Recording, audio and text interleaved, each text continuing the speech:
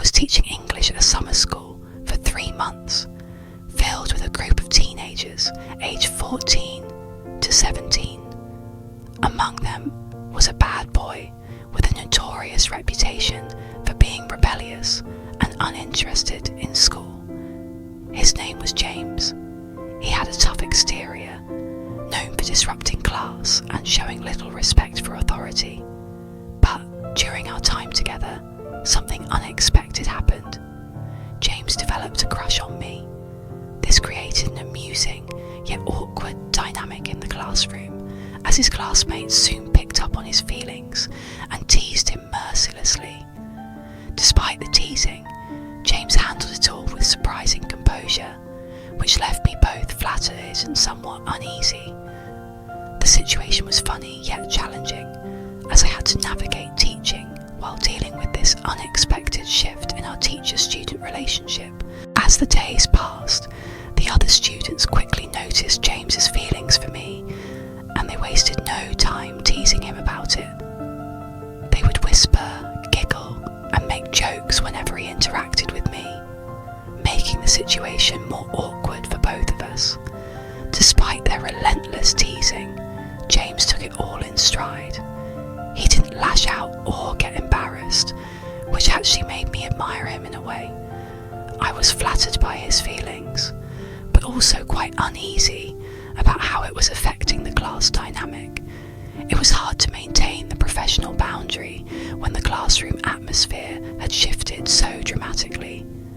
But something remarkable began to happen. James, who had always been one of the weaker students academically, started to change.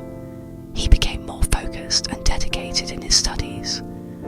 What was even more surprising was how committed he became to his homework, something his other teachers had previously said was nearly impossible to get him to do.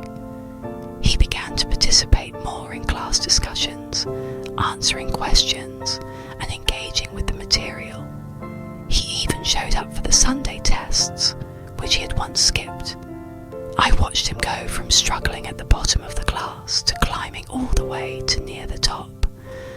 It was as if this new motivation to impress me had unlocked something within him, driving him to excel academically. As the summer term was coming to an end, I gathered the class one final time to announce my departure. The students had become accustomed to my presence over the past few months, and now I had to break the news that I wouldn't be staying through the winter term. When I told them, the room grew quieter than usual. I could sense a mix of emotions, some of them disappointed, others indifferent. But it was James who took the news the hardest. His face twisted with irritation, his jaw clenched, and he couldn't mask his frustration. On my last day, as I was wrapping up the class, James handed me a small card. It was beautifully decorated, with a heartfelt poem written inside. What made me smile was how the poem was filled with much better English than the one he had given me weeks ago. It was clear he had put a lot of effort into it, not just to express his feelings, but to improve his writing as well. The card was sweet and touching, a reminder of how far he had come during our time together. Though I had always tried to maintain a professional distance, the gesture made me appreciate how much of an impact our relationship, teacher and student, had on both of us. After receiving the card, I couldn't help but reflect on the effort James had put into it. I knew that beyond the words, it was more than just a simple gesture. It was an expression of everything he had felt during the course.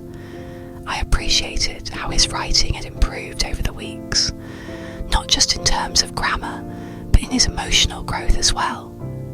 It was a reminder of the unexpected connections we can make in teaching, even with students who initially seemed unreachable. In the days following the end of the term, I learned that James didn't return for the winter semester. I found this out from a few of his classmates who mentioned it casually. At first, I thought little of it, but then it struck me.